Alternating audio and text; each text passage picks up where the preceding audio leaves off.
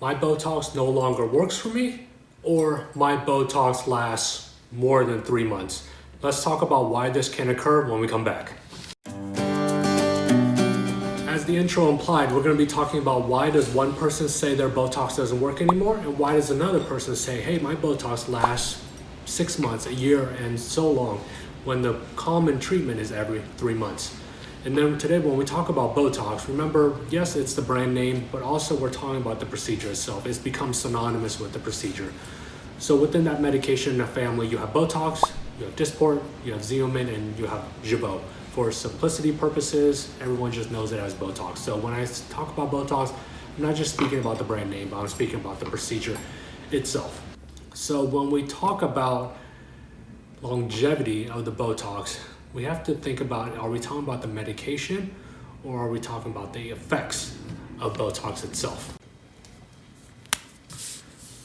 So what is medication half-life? So you can imagine if you took one pill of a medication. Let's just assume in 1 hour, half that medication is gone. You've urinated it out, you pooped it out, your liver metabolized it,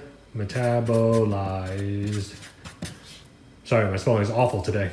So that's half-life. In a certain amount of time, half that medication is gone.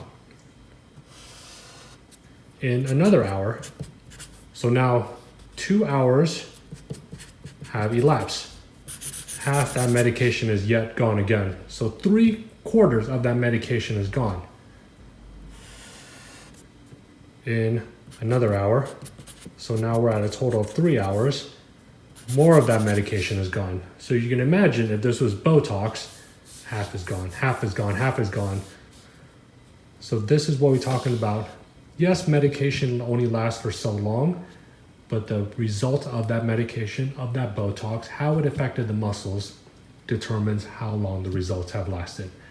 But this is a little quick education piece on medication half-life. When we talked about Botox in the past, we've talked about treating the frown, the forehead, and the crow's feet. But if I break it down into more simplistic terms, the way I use the analogy or I liken it to is we can imagine this wrinkle that occurs on our arm. Why does it happen? Because day in and day out, we use this area, we bend, we crease, we crumple this area.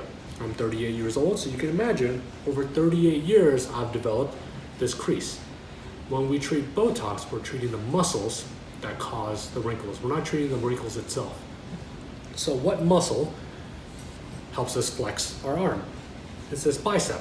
So when we treat it, we are shooting Botox into this muscle so I can no longer lift my arms as much. Full flexion, paralyze it. I can either paralyze it completely so I can no longer bend my arm, or we can put in a little bit of Botox so my arm only goes like this. Where yes, I can still move, but I'm not causing the crease. So now let's talk about longevity. Why does one person say my Botox lasts for a year versus another person who says my Botox only lasts for 2 months? The common place I hear that a lot is in the forehead, because I'll use myself as an example. This area, I used to lift my forehead pretty aggressively. I'll show you pictures in my historical life, and you can see how much movement I have here now. I haven't touched this forehead in probably at least a year. I treated it once, 3 months later I treated it again, but after that second treatment, my eyebrows became pretty heavy, because what happened? I atrophied this muscle, meaning that I've weakened it over time.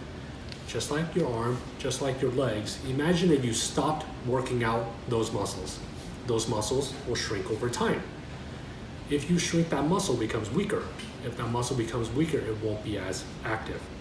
So you can imagine that I weakened this muscle to a certain extent where yes, I got rid of the wrinkles, but after that second treatment, I said, hey, my brows are getting way too heavy. I cannot treat it anymore. So I've treated the muscles. I'm happy with the way it looks now. So let's take that example and talk about our two patients.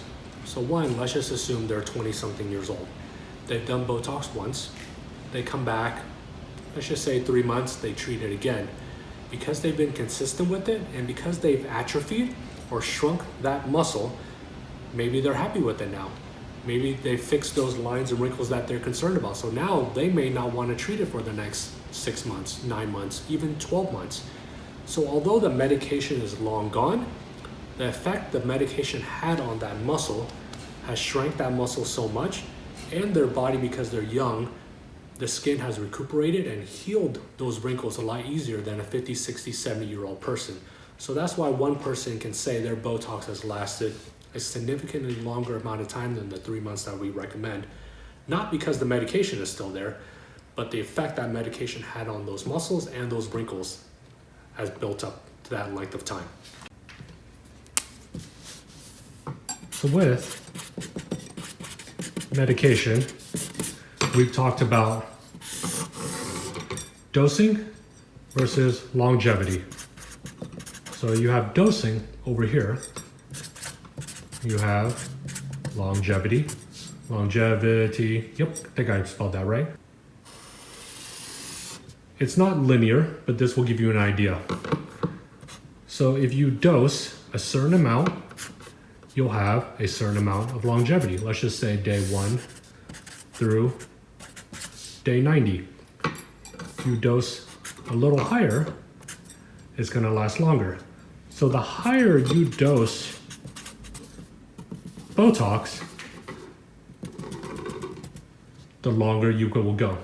But we talked about with dosing, are you willing to go through that peak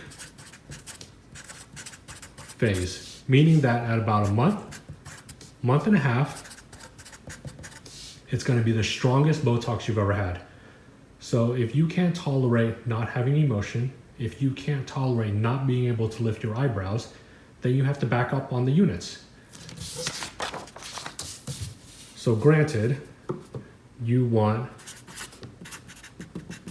20 units of Botox because you know that's going to be the best treatment for your frown. But in 1 to 1.5 months, you can't move your face. So your face is just a complete blank stare and you don't like the way you're missing your frowns, then maybe you can't tolerate the 20 units. 3 months later, you have that understanding of yourself. So now you treat it with 15 units of Botox. And now you're happy. You're happy because, granted, you've treated the frown, but you have just a little bit of frown left. So now you've determined that is the amount of Botox you want to use. So over time, you'll have that understanding of, hey, yes, this works for me, this doesn't work for me. But in the end, remember, dosing equals longevity for any type of medication. And we will learn that together as we do more treatments together. And that's always about understanding medication in the long term. I hope that clears up a little bit as to why one person will say their Botox lasts past the 3 months to 6, 12, 18 months versus another person that says, how come I'm so consistent with my Botox, but now I'm using so much more? Because remember, with Botox, you're only treating the muscle. So you have to think of the other factors, the aging process, volume loss, laxity, collagen loss, versus a younger person who's just treating that muscle and it's weakened up over time, so they may not have to treat it as often. Remember, so many things fall into it. You also think about what your goals are. I hope that helps with the understanding of why one person's Botox lasts longer than the other, or versus why I have to use so much more Botox. Once again, if you love these educational pieces, give it a thumbs up. It really helps the algorithm and push more of these educational pieces. And hit that subscribe button for this weekly educational content. I'll talk to you guys later. Bye.